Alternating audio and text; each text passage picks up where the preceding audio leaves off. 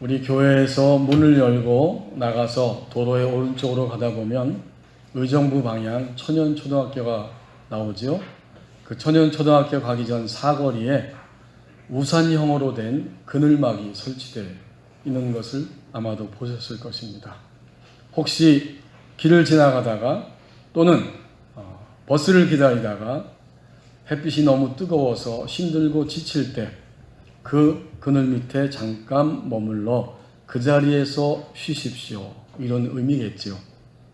지난 6월 13일 전라도 광주의 한 도심에 그 우산형의 그늘막이 설치되어 있는데 그 자리에 누가 있는가 보았더니 하얀색의 외제차인 BMW 한 대가 자리를 차지하고 있었던 그 모습을 사진으로 찍어 올렸습니다.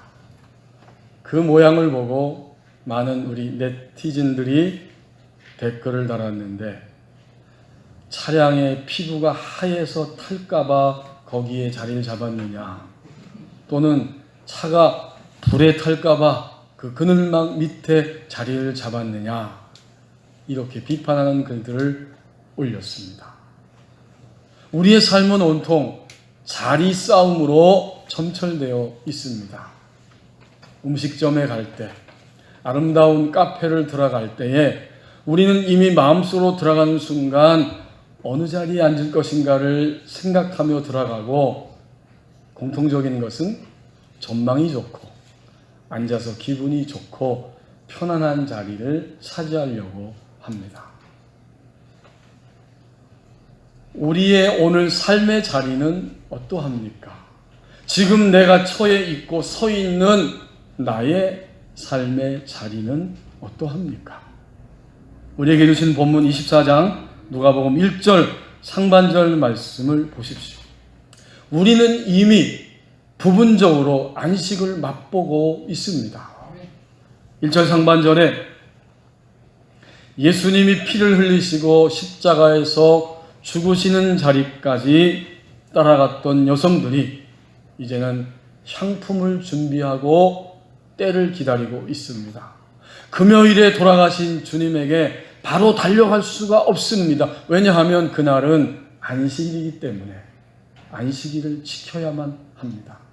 하나님이 주신 율법의 말씀대로 그들은 모든 일을 멈추고 안식일이 지난 그 안식 후 첫날 새벽에 비로소 움직일 수 있습니다. 여러분, 안식일은 성경의 구석구석에서 우리에게 알려주고 있는 날들인데, 대표적으로 출애굽기 20장 8절에서 11절에 보면 십계명을 이야기하시면서 안식일을 기억하여 거룩히 지키라, 하나님이 창조주 하나님이신 것을 고백하고 또 구원하신 하나님의 능력을 인정하고 축하하는 날, 그날이 바로 안식일이고, 그런 거로 이 안식일은 내게 속한 날, 하나님께 속한 날임을 알아야 한다는 것입니다. 하나님께 속한 날, 그날을 알아보고 그날에 하나님 앞에 나가서 쉬면서 예배할 때에 하나님이 주시는 복을 받게 된다. 안식의 의미를 출애굽기 20장에서는 이렇게 가르쳐주고 있고요. 신명기 5장 14절 15절 말씀에 보면 사람도 쉬어야 하고 애완견도 반려견도 반려동물도 다 쉬어야 되고 사람과 동물 모든 피조물은 다 그날에 쉬는 것이 유익하고 그들에게 좋다. 그러면서 특별히 신명기 5장 15절에 보니까 하나님이 애굽에서 종살이 하던 때를 강조하시고 있습니다. 너희가 애굽에서 종살이 하던 때를 기억하라. 그렇기 때문에 거기서 해방되었고 진정한 쉼이 무엇인가를 알았지 않느냐. 그런 거로 너희는 안식일을 기억하라. 그렇습니다.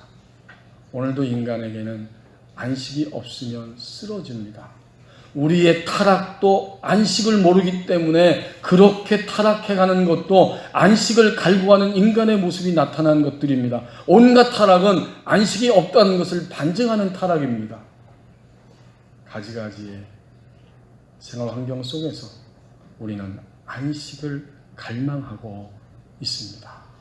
그러므로 오늘 이 1절 상반절에 안식 후 첫날 새벽에 여인들이 안식일을 지켰다는 거죠.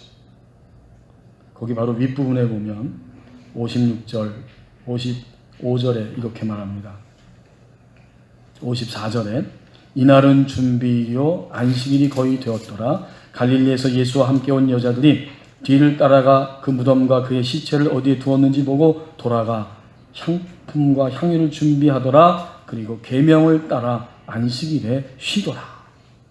오늘 이 여성들은 적어도 안식일에 계명을 따라서 쉬고 있는 여성들, 곧 하나님의 선택받은 여성들이었습니다.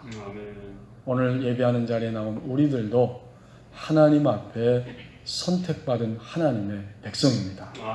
이것은 틀림없이 안식입니다.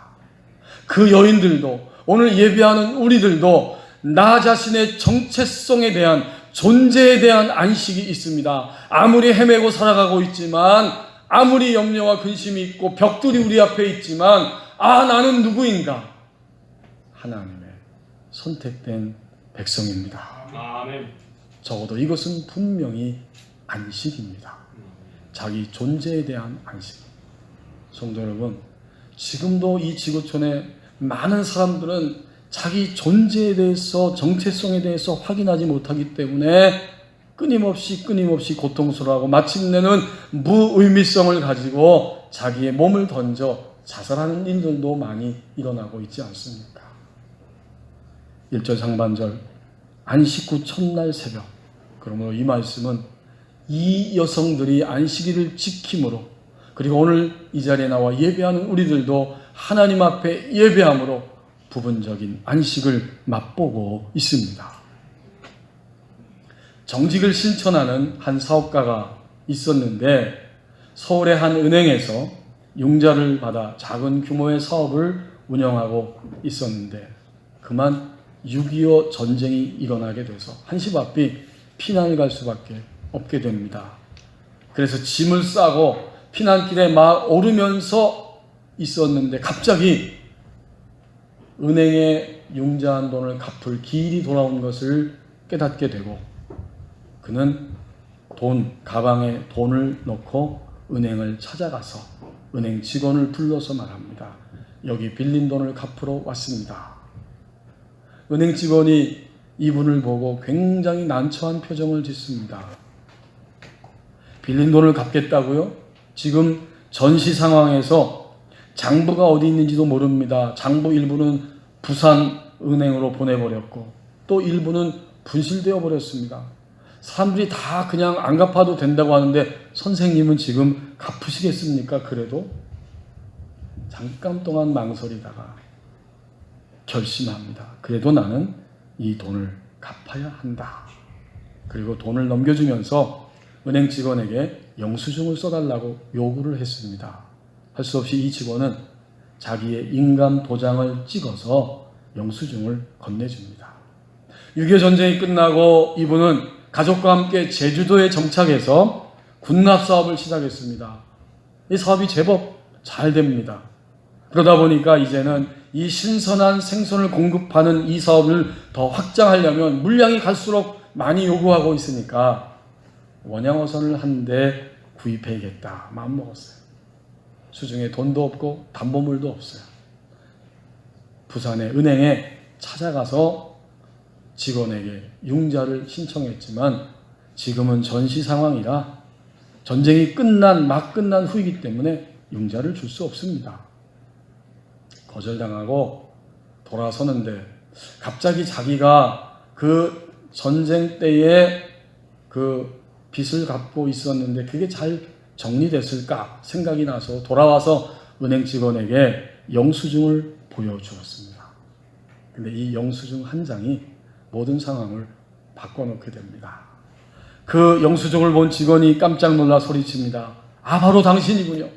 피난 중에 은행빚을 갚은 사람이 있다고 들었었는데 세상에 이런 사람도 다 있구나 생각하고 있었는데 당신의 정직함은 우리 은행가의 전설처럼 회자되고 있습니다. 은행장 방으로 안내했고 은행장도 깜짝 놀라면서 당신같이 정직한 사람에게는 우리가 흔쾌히 돈을 빌려드리겠습니다. 그는 융자를 받았고 은행권에 신용을 얻어서 사업을 성공적으로 펼쳐나가고 있게 됩니다. 이분이 누구인가? 바로 정직한 성품으로 존경받는 한국의 경영자가 된 분인데, 한국유리공업 주식회사의 설립자인 최태섭 회장님, 최태섭 장로님입니다. 1998년에 하나님의 부르심을 받을 때까지 그는 항상 청지기 경영론을 주장하며 일생을 살아갔습니다. 경영자는 하나님이 주신 것을 관리하는 청지기다. 아멘. 이 최태섭 장로님의 안식을 우리는 분명히 알 수 있습니다. 은행 융자를 신청하고 거절당했다가 다시 융자를 받는 그 순간 장로님의 마음에는 안식이 찾아왔습니다. 과연 하나님의 말씀대로 행하면 하나님이 책임져 주신다. 세상의 모든 만사가 결국에는 하나님의 말씀대로 이루어진다. 그 순간에 그 마음에 안식이 찾아왔을 것입니다. 예배하는 오늘 우리들, 본문에 등장하는 이 여성들, 우리는 적어도 자신의 존재에 대한 정체성을 가지고 있기에 우리는 이미 부분적인 안식을 맛보고 있습니다. 1절 하반절 말씀을 보십시오. 내면에 여기저기에 갈증이 존재하고 있다고 말씀합니다. 1절 하반절에 이 여인들은 준비한 향품을 가지고 안식 후 첫날 그 새벽에 예수님이 계신 무덤가를 향해 갔습니다. 주님은 더 이상 우리 곁에 계시지 않고 우리와 함께 계시지 않는다. 주님은 저 무덤가에 있다. 주님이 죽임을 당하시고 처형하는 자리까지 따라갔지만 그들은 무덤가에 가면서 도착해서 예수님 부재의 현실 앞에 서 있게 됩니다. 예수님 부재, 예수님이 안 계신 거죠. 예수님은 더 이상 우리 곁에, 우리 안에 함께 하시지 않고 저 무덤가에 있다. 이게 예수님 부재의 상황이에요. 거기에 딱 지금 맞닥뜨렸습니다. 그런 거로 이 여인들이 1절 하반절 말씀처럼 이 여자들이 그 준비한 향품을 가지고 무덤으로 갔다는 이야기는 바로 그들 안에 있는 주님에 대한 갈증을 보여주는 이야기입니다. 주님을 끝까지 따라갔지만 주님은 죽으셨고 이제 주님은 더 이상 우리와 함께 하실 수도 없고 함께 하지 않는다. 그러나 마지막 주님의 시신의 향품을 바르는 이 일은 소중하기 때문에 이것까지는 우리가 해야 한다. 안식을 맛보고 있었지만 그의 내면 안에는, 이 여성들의 내면 안에는 여기저기에 주님이 계시지 않는 예수님 부재의 갈증을 느끼고 있었던 것입니다. 이것은 바로 오늘 주님을 믿는 나의 모습, 우리의 모습이지 않습니까? 우리는 부분적인 안식을 맛보았지만 우리의 깊은 내면을 보면 내가 하나님의 선택된 자녀인 것은 알겠지만 나를 둘러싸고 있는 오늘의 모든 상황과 일들은 너무나 고통스럽고 막막하고 때로는 의심되기도 합니다. 이게 바로 우리 안에 있는 예수님 부재, 예수님이 더 이상 함께하지 않는다고 하는 것에 대한 갈증입니다.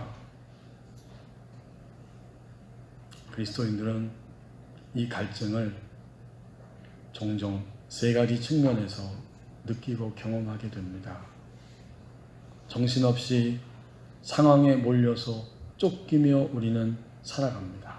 바꿔 말하면 내가 습관적으로 여전히 붙잡혀 있고 눌려 있는 그 일이 있고 그 부분이 있습니다. 이때 우리는 예수님이 지금 부재한다는 것을 잊어버리는 상태이고 더 정직하게 말하면 예수님이 부재한다는 그 의식조차도 잊어버리고 정신없이 그 일과 그 상황과 문제에 눌려서 살아가고 있는 상태입니다. 오늘 우리에게 다 있어요. 우리는 그 일과 그 문제에, 그 죄된 습관에 여전히 꽉 붙잡혀 있습니다. 이것은 예수님이 부재한다는 용어 자체도 몰라요. 그냥 정신없이 다만 예수님이 안 계신 것이 사실이고 함께 할 수 없음이 분명한 그러한 상태인데 그것조차 아예 잊어버리고 사는 것입니다. 당연히 그것은 예수님이 계시지 않는 부재의 현실 속에 살아가고 있는 거예요. 또 하나의 측면은 예수님의 부재를 너무나 실감나게 생생하게 느낍니다. 반복적으로 실패하고 반복적으로 안 되고 있어요. 그리고는 참으로 생생하게 주님의 부재를 느끼고 의심하면서 실패의 자리를 실감합니다. 도대체 왜 안 되는 거지? 왜 또 안 됐을까? 도대체 예수님은 왜 안 도와주시는 거야? 예수님 부재를 너무나 생생하게 지금 느끼고 있는 거예요. 더 깊이 밑으로 떨어졌을 때 우리는 절망의 자리에서 이제 더 이상 예수님은 함께 하시는 분이 아니라고 단정을 지어버립니다. 현재 단정 지어버린 일들이 있지 않아요? 오늘 나의 남편을, 나의 가족을, 나의 아내를, 우리 아이들을, 나의 사업을 생각할 때 예수님도 이 일에 관한 한 더 이상 간섭하실 수도 없고 간섭할 수 없다. 여러분, 예수님 부재라고 하는 단어가 실감나잖아요. 예수님 안 계신다는 거예요. 누가? 예수님이 그렇게 느끼시는 게 아니라 우리가 그렇게 단정 짓고 사는 거예요. 더 이상 예수님은 계시지 않는다. 이게 바로 단정 짓는 상태입니다. 우리의 현실 속에서 예수님의 부재하심을 잊어버리고 살고 예수님이 부재한다는 신앙적 끈조차도 잊어버린 상태로 거기에 붙잡히고 눌려서 살아가고 계속적인 실패 속에서 예수님이 왜 안 계시는 것인가? 라고 실패 자리에서 실감나게 예수님의 부재를 느끼고 더 밑으로 떨어져서 예수님은 함께하지 않는다. 적어도 나의 인생에서는 이 문제에 관한 한 예수님도 어찌 하실 수 없고 하지도 않는다. 이렇게 단정을 짓습니다. 하지만 우리 주님은 우리가 가진 문제보다 더 크신 분이고 주님은 우리의 관점을 바꾸시기를 원하시는 분이십니다. 문제보다도 그 문제로 인하여 나의 관점을 바꾸기를 원하시고 지금도 바꿔가시는 주님이십니다. 우리의 내면 여기저기에 여전히 예수님의 부재, 예수님이 계시지 않음, 그것으로 인한 갈증이 존재하고 있습니다. 제가 아는 목사님이 미국의 워싱턴에 있는 유명한 교회를 방문한 적이 있습니다. 세이비어라고 하는 교회인데 구세주의 교회라는 거죠. 그 교회는 규모가 작지만 아마도 우리 교회보다 작거나 우리 교회보다 비슷하거나 그럴 겁니다. 그 교회는 많은 사역들을 감당하고 있었습니다. 워싱턴 한복판에 그 토기장이 커피숍을 운영하고 있고 미혼모를 위한 사역, 더 나아가서 집이 없는 사람들을 위해서 사역을 감당하고 있습니다. 많은 사람들이 그 교회를 탐방해요. 하지만 그 교인이 되는 것은 어렵습니다. 탐방만 할 뿐이지 그 교회에 등록하지는 않습니다. 왜요? 그 교회에 등록하면 반드시 일정 부분을 헌신해야 하기 때문입니다. 그래서 교인들이 등록하지는 않습니다. 그런데 이 목사님이 들어가서 가장 놀랐던 것은 그 교회에서 그렇게 변함없이 한결같이 섬기고 있는 자원봉사자들이 있다는 사실이었어요. 그것도 이미 이분들을 보니까 30년에서 40년 동안 그 자리에서 섬겼던 분들이에요. 할머니, 할아버지들입니다. 너무나 놀라서 아니 도대체 어떻게 30, 40년을 여기서 섬길 수 있었습니까? 중간에 그만 봉사하고 싶다 이런 생각이 드신 적은 없습니까? 저희 선배 목사님이 그렇게 물어봤더니 그들이 대답합니다. 그 교회 교인들은 한 달에 한 번씩 전 교인이 모여서 날을 정하고 다 모여서 그날에는 아침부터 저녁까지 침묵하고 숲속으로 들어간다고 그래요. 숲으로 가서 식사하고 또 정리하고 생각합니다. 대화는 일치하지 않습니다. 그리고 기도하면서 자신과 교회 일들을 돌아본다고 합니다. 그런데 그것만 하면 신기하게도 저녁 때에 회복이 일어났다는 거예요. 하나님 앞에서 갈증이 있지만 어려움이 있지만 하루 동안 침묵하고 시간을 보냈을 때 침묵 앞에서 회복이 일어납니다. 이 목사님도 기대하고 그 침묵의 날 함께 숲으로 따라갔어요. 아침부터 저녁까지 침묵하는 게 너무나 힘듭니다. 아무것도 하지 않는 게 너무나 힘들었대요. 당연하죠. 뭔가를 해야만 전진할 텐데 나의 인생이. 그런데 이상하게도 저녁 때가 되니까 그 목사님 안에서도 회복이 일어났습니다. 생각도 가라앉고 평온해집니다.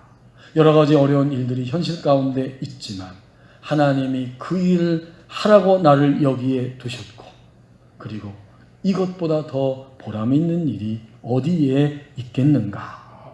다시 한번 해봐야겠다.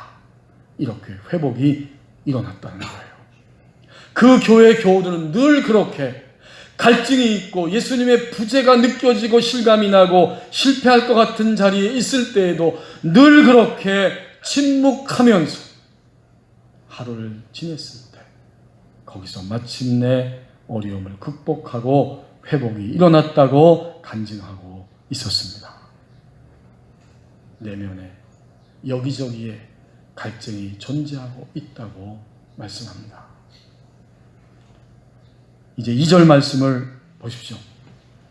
주님을 추구하는 자가 계속해서 안식을 얻는다고 말씀합니다.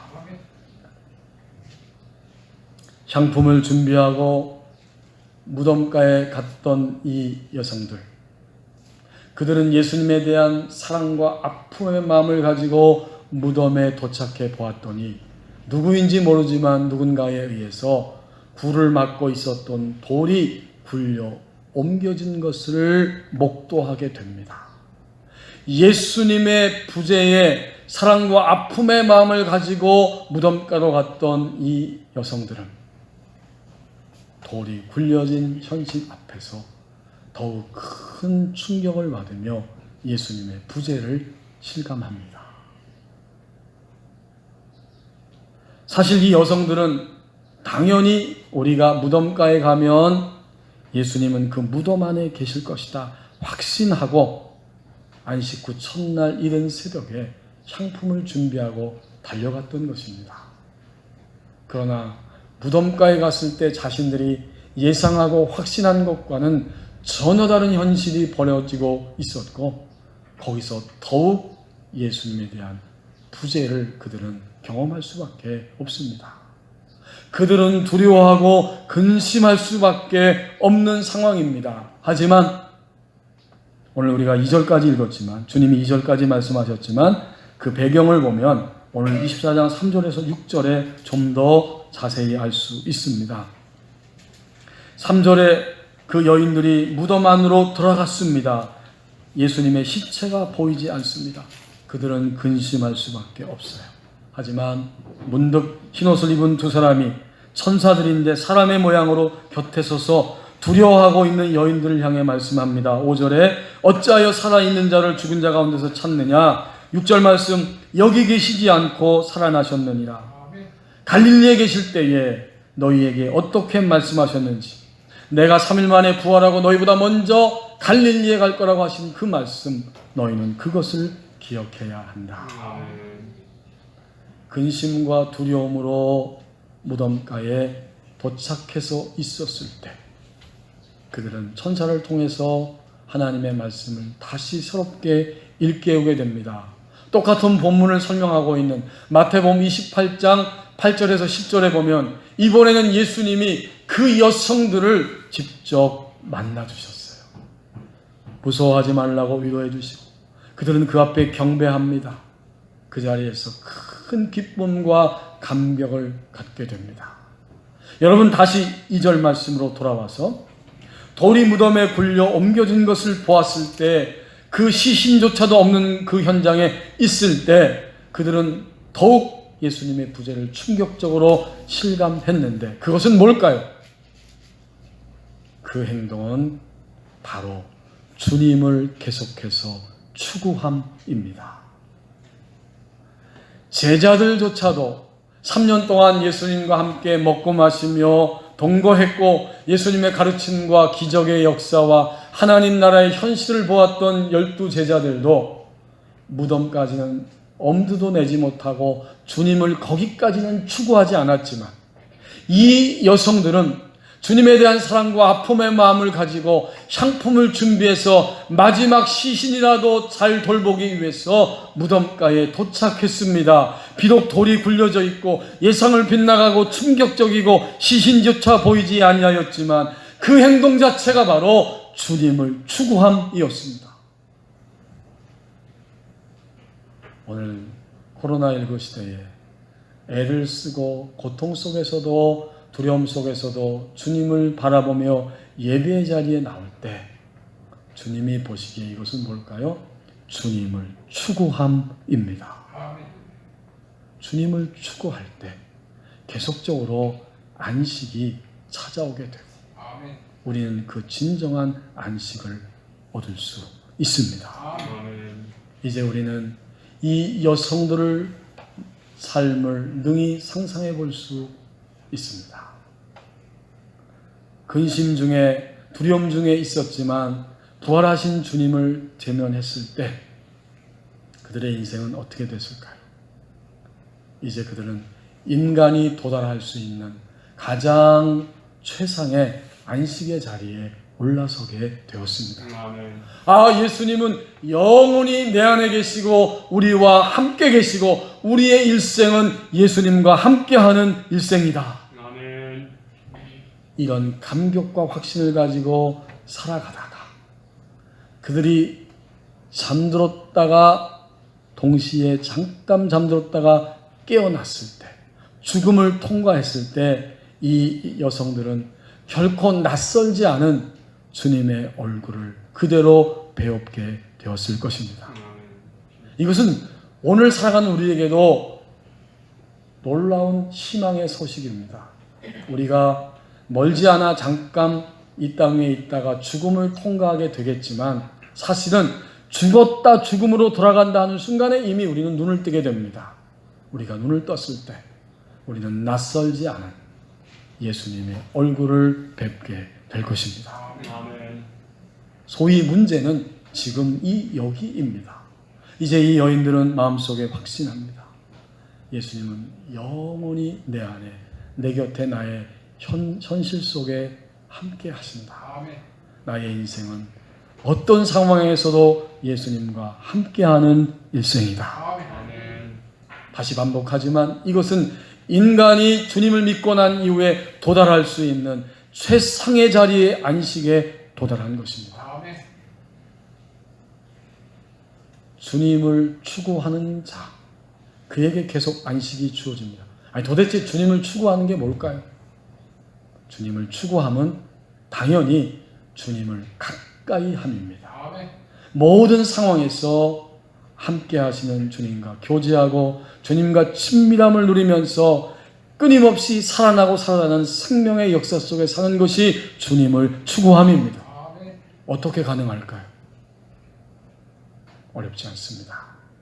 주님을 추구하는 우리의 삶은 먼저는 일정한 시간에 주님을 추구하는 것입니다.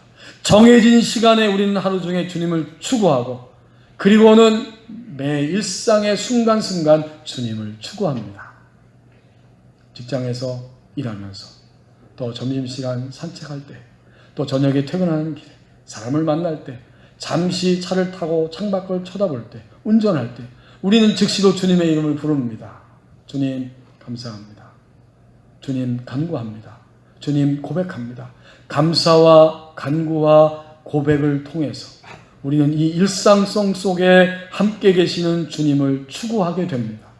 이렇게 일정한 정해진 시간과 일상성 안에서 매 순간 우리 안에 일어나는 감정과 기분과 생각들에 눌리지 아니하고 그 즉시로 그것을 가지고 주님께 말씀을 드리면서 살아갈 때 이것이야말로 진정으로 주님을 추구하는 삶입니다. 주님을 추구하는 자가 분명히 계속해서 안식을 얻게 됩니다. 미국의 마크 버클리라고 하는 인터넷 크리스찬 리더십 대학의 총장이신 목사님이 있습니다. 그분이 자신의 인생의 여정을 걸어가면서 주님을 추구하고 있는 모습 한 자락을 고백한 글을 제가 읽어보았습니다. 그가 마음이 너무 상하고 어느 아침 자리에서 일어났는데 자신이 주님을 의지하지 않음, 그 죄악됨, 그 더러움, 그 어두움이 자신의 마음에 가득 차 있음을 깨닫게 되고 거기에 눌리게 됩니다. 그는 그 즉시로 일어나서 정말 주님을 다시 한번 찬양하고 싶었습니다. 내가 얼마나 주님과 멀리 지금 떨어져 있는지 마음속에서. 하지만 찬양이 나오지를 않습니다. 크로마 하프를 연주하면서 찬양하고 싶었지만 표현할 수 없습니다. 이 찬양 가지고는, 이 노랫말 가지고는 나의 이 내적인 갈증, 갈망을 표현할 수가 없습니다. 그러고 있는데 순간적으로 고백이 속에서 터져 나왔다고 합니다. 주여 일어나소서, 주여 제 안에서 일어나 저를 정결하게 씻으소서, 일어나 치유하소서, 주여 일어나소서. 이 외침이 터져 나오게 되고 거기에 이제 곡조를 붙여가면서 한 10분 정도 찬양했을 때 그의 마음을 누르고 있었던 어둠의 세력들이 점점 사라지게 되었다고 합니다. 그는 그런 경험을 통해서 내적 고요함을 회복한 이후에 이렇게 이야기하고 있습니다. 당신의 마음이 무엇을 느끼고 있는지는 중요하지 않다. 중요한 것은 하나님 앞에 나갈 때 당신 자신과 당신의 모든 느낌을 하나님께 진실하게 나타내 보여야 한다는 것이다. 내적 고요함의 목표는 하나님의 움직임을 마음 깊이 아는 것이다. 고요함에 이르는 것은 무엇인가를 하는 것이 아니라 내면에서 주 예수 그리스도와 접촉하는 것이다. 나는 고요함에 이르려고 몸부림치거나 나 자신에게 강요하지 않는다. 그것은 꽉 쥐고 있던 것을 그냥 놓는 것이며 마음을 편히 갖는 것이고 애쓰기를 중단하는 것이다. 고요함에 이르는 것은 지금 이 순간에 예수 그리스도를 체험하는 것이다. 그분은 스스로 계시는 분이다. 지금 여기 계신 하나님과 함께 살려면 나는 지금 이 순간에 살아야 한다.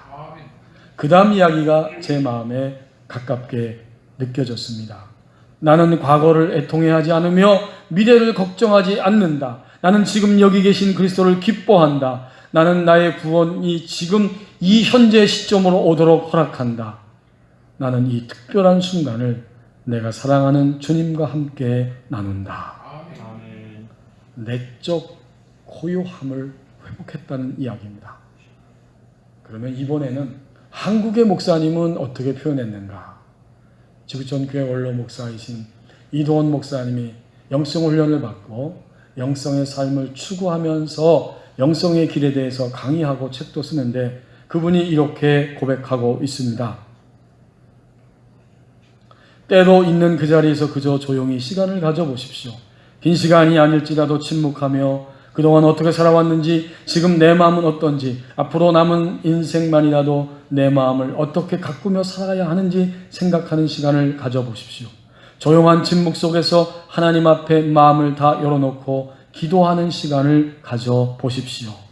이렇게 기도한다는 겁니다. 하나님, 제 마음의 집에 들어오셔서 정리 좀 해주세요. 제 마음을 다독거려 주세요. 제 마음에 평화를 주세요. 주님이 제 마음의 주인이 되어주세요. 그리고 제가 어떻게 살아야 할지 저에게 한 말씀 해주세요. 잠깐 동안 침묵하면서 과연 주님이 뭐라고 우리에게 생각을 타고 다가오시는지 거기에 귀를 기울이라는 겁니다. 그러면 아마 주님은 이렇게 말씀하실지 모르겠다는 거예요. 사실은 이도훈 목사님이 자신이 주님께 들은 그 내적인 말씀을 고백하는 내용이죠. 너 그동안 너무 바쁘게 살았어. 이제 좀 천천히 살거라. 내 마음이 너무 황폐해졌어. 이제부터는 마음의 정원을 가꿔야지. 내 마음에 미움이 너무 많아. 이제 미움을 내려놓고 용서해라, 용납해라, 사랑해라. 너는 너무 사람에게 집착하며 살았어. 이제 나를 좀 바라보며 살지 않을래? 내가 하나님이야. 내가 너의 창조자, 너의 주인이야. 너는 나보다 앞서갔어. 이제부터는 나와 의논하며 살자. 한국의 목사님도 이렇게 내적 고요함의 자리에 들어갔다는 이야기입니다. 주님을 추구하는 자가 계속 안식을 얻게 된다고 말씀합니다. 제가 신학대학원 다닐 때 이렇게 6월이 되어서 종강을 했어요. 마지막 종강하고 레포트를 내는데 마감 1시간 전에 4층의 교수님 연구실 거기에 찾아갔더니 문이 잠겨져 있습니다. 그리고 그 교수실 앞에 표시되어 있는 것이 있는데 내실, 강의 중 이런 게 퇴근. 근데 그 표시가 어디에 와 있는가? 부재. 아니 레포트 내려왔는데 교수님이 부재한 거예요. 큰일 났다 싶었는데 가만히 고개를 밑으로 내려보니까 여러 명의 학생이 이미 레포트를 가져와서 그 교수실 그 문 밑으로 막 밀어넣은 흔적이 있고 레포트들이 거기에 쌓여 있는 겁니다. 그래서 안심했어요. 나도 여기 놓고 가면 된다. 교회 여러분, 예수님의 부재 속에 우리가 살아갔지만 우리는 오늘 이 말씀을 주시기 때문에 우리의 서 있는 자리를 다시 한번 돌아보게 됩니다. 우리는 다시 안심할 수 있습니다. 오늘 우리가 서 있는 자리는 어디에 있습니까? 기도하겠습니다.